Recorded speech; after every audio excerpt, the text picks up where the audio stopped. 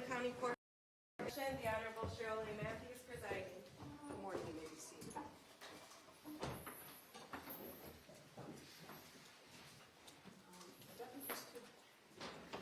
Mr. and Mrs. Crumbley have an arm free to participate. Yes, thank you, Ron.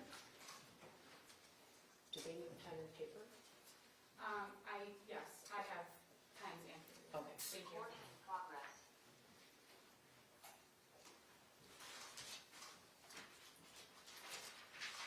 Your Honor, calling People v. James Crumbley, case number 2227999FH.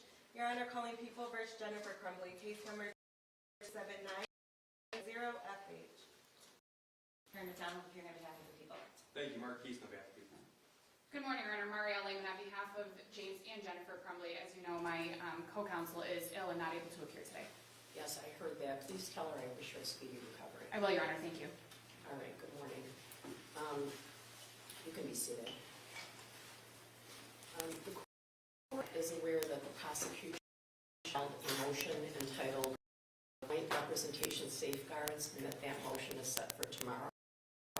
However, prior to receiving that motion, the court addressed this important issue sua sponte. The court is cognizant of the defendant's Sixth Amendment rights to retain counsel of their choice. But the court is also obligated and committed to preserving a defendant's right to a zealous defense. Michigan Rule of Professional Conduct 1.72b indicates that a lawyer shall not represent a client if the representation of that client may be materially limited by the lawyer's responsibilities to another client or to a third person. Michigan Court Rule 6.005 states that whenever two or more defendants who have been jointly charged or whose cases have been joined are represented by the same retained lawyers or lawyers associated in the practice of law, the court must inquire into the potential for a conflict of interest that might jeopardize the right of each defendant to the undivided loyalty of the lawyer. The court may not permit the joint representation unless 1. The lawyer or lawyers state on the record the reasons for believing that joint representation in all probability will not cause a conflict of interest. 2. The defendants state on the record, after the court's inquiry and the lawyer's statement, that they desire to proceed with the same lawyer. And the court finds on the record that joint representation in all probability will not cause a conflict of interest and states its reasons for the finding. Joint representation of co-defendants charged in criminal matters by attorneys from the same law firm is uncommon. There is great concern that there may be a conflict of interest as incompatibility of positions may arise at any moment.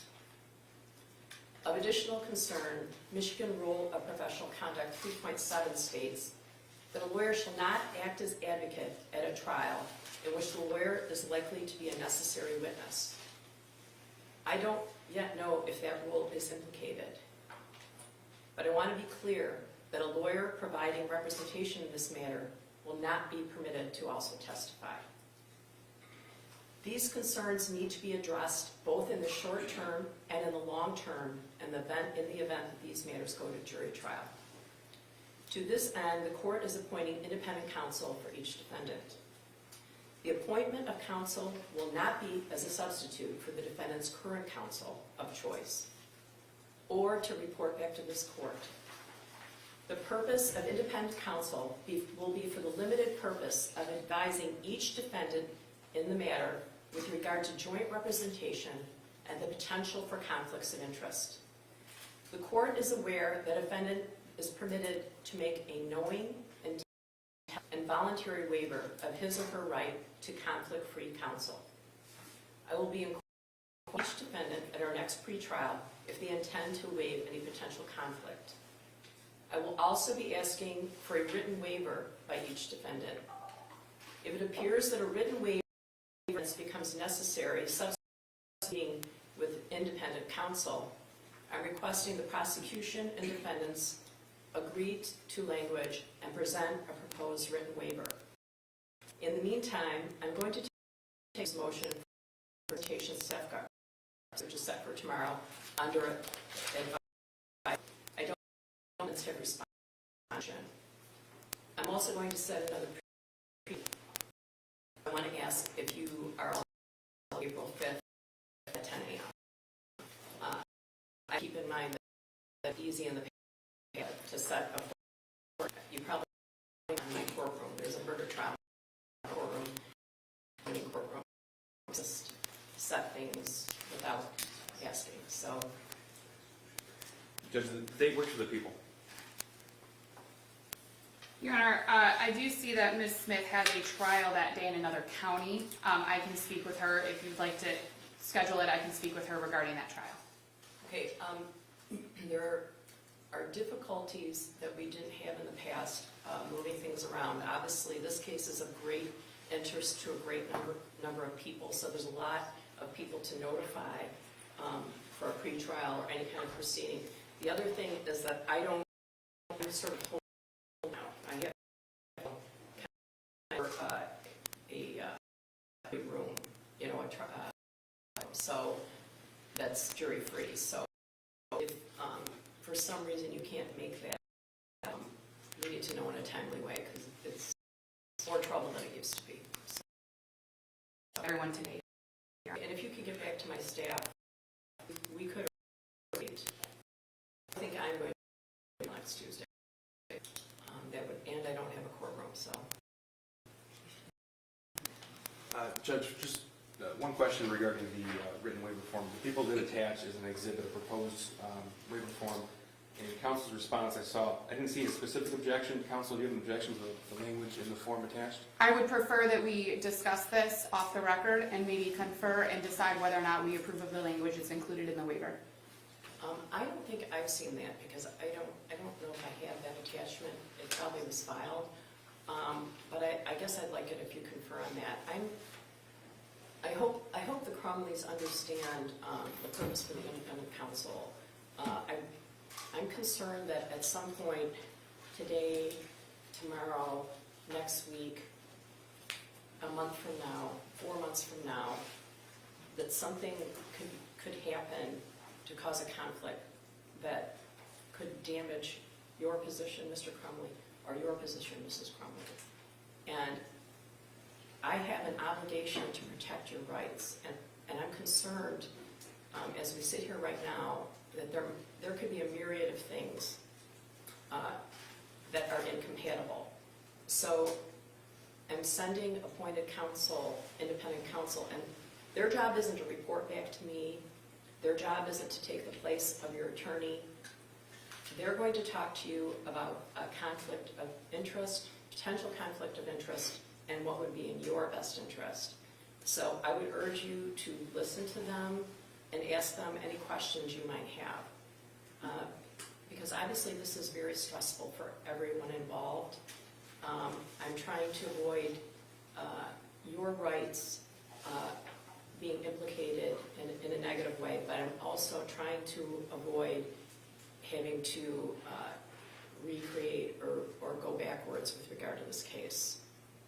For example, if the matter is in trial and there's a conflict in the middle of a trial, that could cause a mistrial.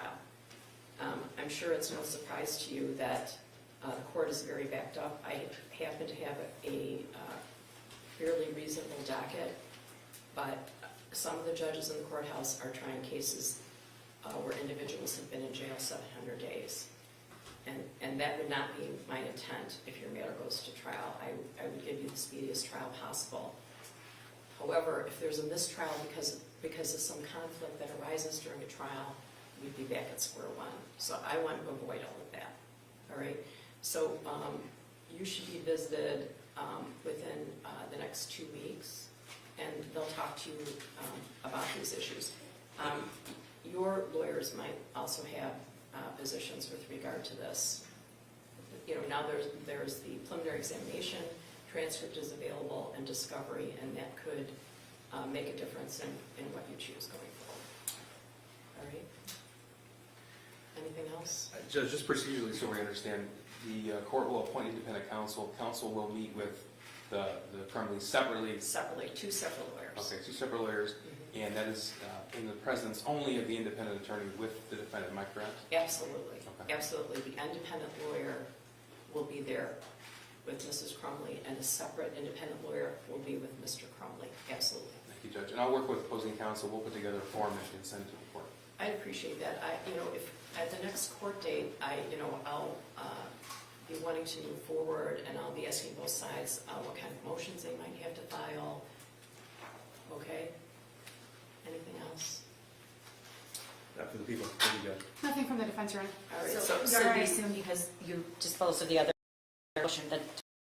correct. Okay. That's correct. I hope Ms. Smith feels better. Thank you, Your Honor. I appreciate that. All right, thank you. All rise.